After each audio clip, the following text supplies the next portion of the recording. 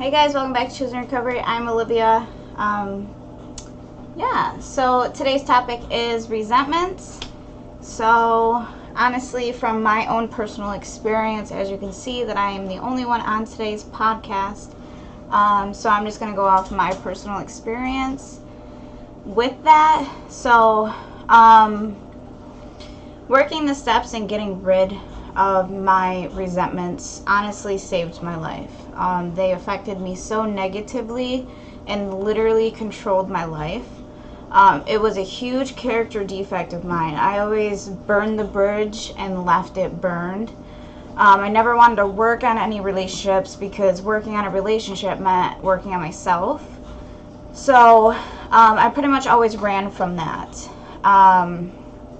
But working the steps, I realized how sick I was and how my resentments are made by me. People can do you wrong. People will do you wrong every day. Loved ones will always fall short, and just random strangers, and I think it's very important to be able to control your emotions, to be honest. So I think that was a huge thing for me, and it was very hard for me to understand, is the fact that I had to learn how to handle my emotions, because my emotions ran my resentments. And living in an emotional state is draining. It's so draining. I'm not a perfect person, so I can say that, it gets away from me, and there's days, months, long months where my mental health and my emotions definitely can run wild.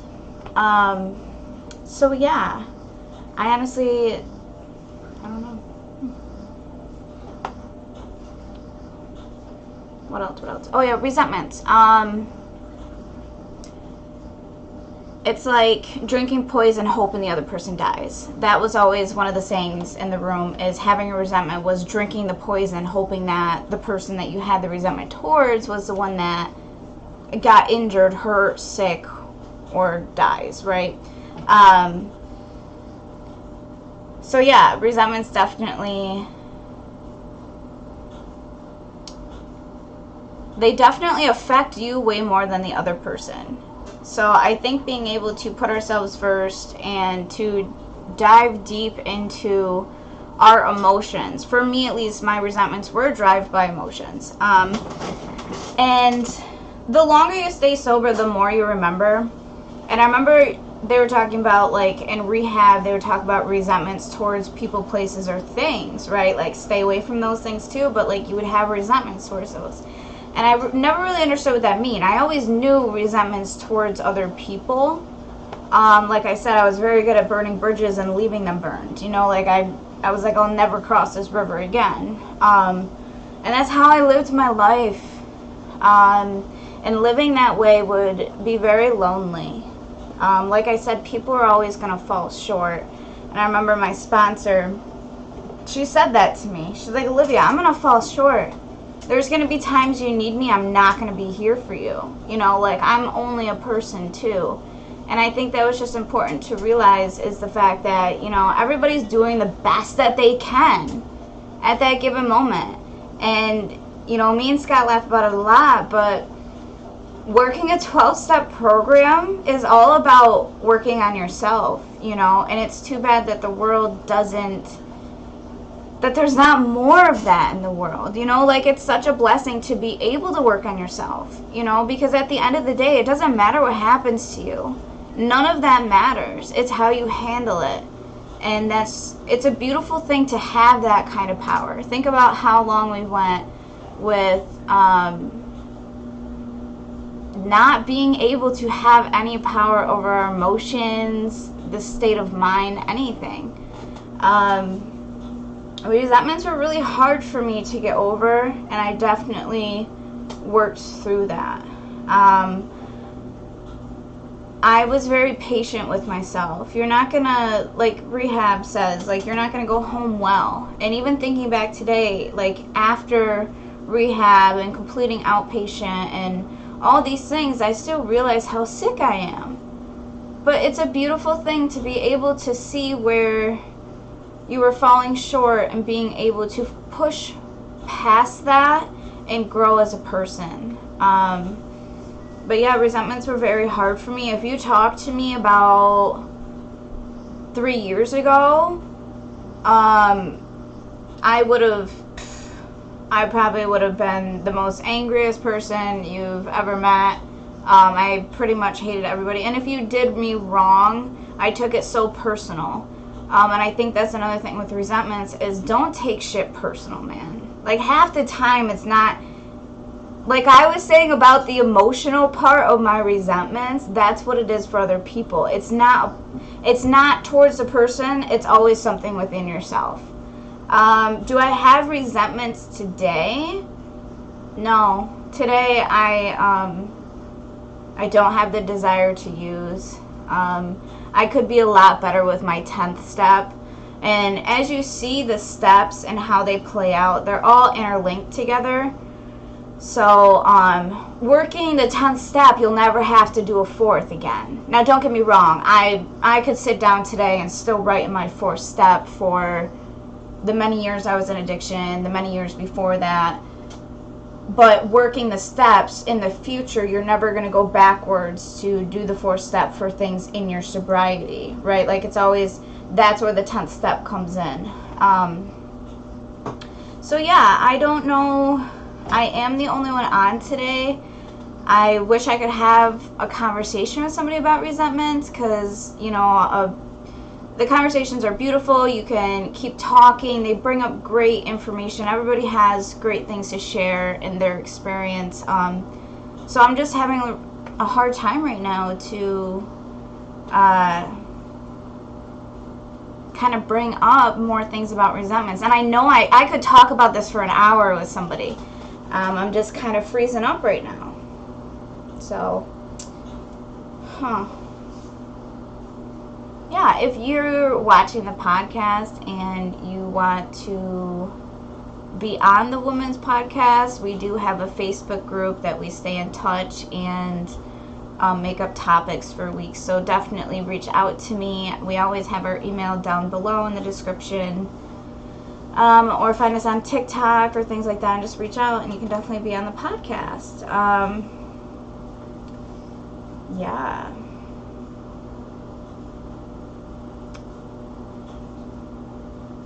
I don't know. I know I could talk so much about it, but I'm just like so frozen right now. I apologize. Yeah, I guess I'll finish with this, since I'm the only one on today. Taking care of myself, taking care of my emotions, taking care of my resentments have saved my life. Resentments were very hard on my emotional state. I held a lot of things personally. That's why I had resentments, is because I always thought it was me. It's not always you. Like I said, a lot of things are internalized with people. Just be mindful. Love yourself. Give yourself time and patience. And the thing that really saved my life, and my sponsor was so hard on, was putting it in black and white, right? Like writing on a piece of paper your resentments, reading it out loud to somebody, doing these things. It's a healing that I can't describe. I really can't. And today I'm driving in my car, and just the longer you're sober, more memories pop up from even just like my childhood. And I'm thinking like how things have such a hold on me, you know, and why is that? And I was just thinking back to my childhood, and I just remembered more things that I couldn't remember 2 months ago. You know what I mean? So it's always a growing thing. Be patient with yourself, love yourself, and find somebody that you feel comfortable with and you're willing to share these hard situations with. Because as much as I say that it's internalized for... Oh, hey Tracy, how are you? How can a loved one support someone who is showing resentment in the best way? That's a really good question. Be patient. Be an open ear and understand that if this loved one is somebody that is close to you, that you may not be the person for them to open up with about resentments.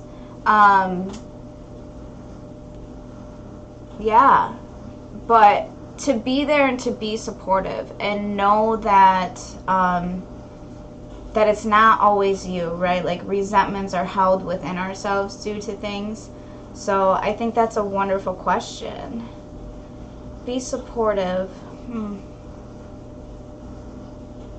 Yeah, I would say just to be there, to be available to them, to let them know that you are a safe place to go to, that you know, I would personally, I've said this to people that have struggled with loved ones and their family, like children of parents. I've told them, you know, just having them write it down, like getting them a journal or a book and leaving that personal, you know what I mean? I'm just talking about being able to have them express themselves to the full capacity, to get them out there looking for somebody that, you know, when I first got into recovery, finding my sponsor was a beautiful thing for me because she was my safe place no matter what, you know. And I think that finding somebody that we can just pretty much dump our garbage on, and I mean that full-heartedly, dump all of our crap on them, and they smile back at you, it's such a relieving thing.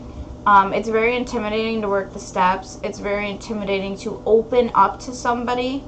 But yes, as a loved one, I would just say be very mindful that you may not be the person that they open up to. And that's okay. And that's what you want to embrace, is just say, you know, you're safe with me. I love you. And if I could do anything to help you feel more comfortable, to work on anything that maybe I'm doing to trigger maybe some things within them, you know, because I really do believe it's a personal thing.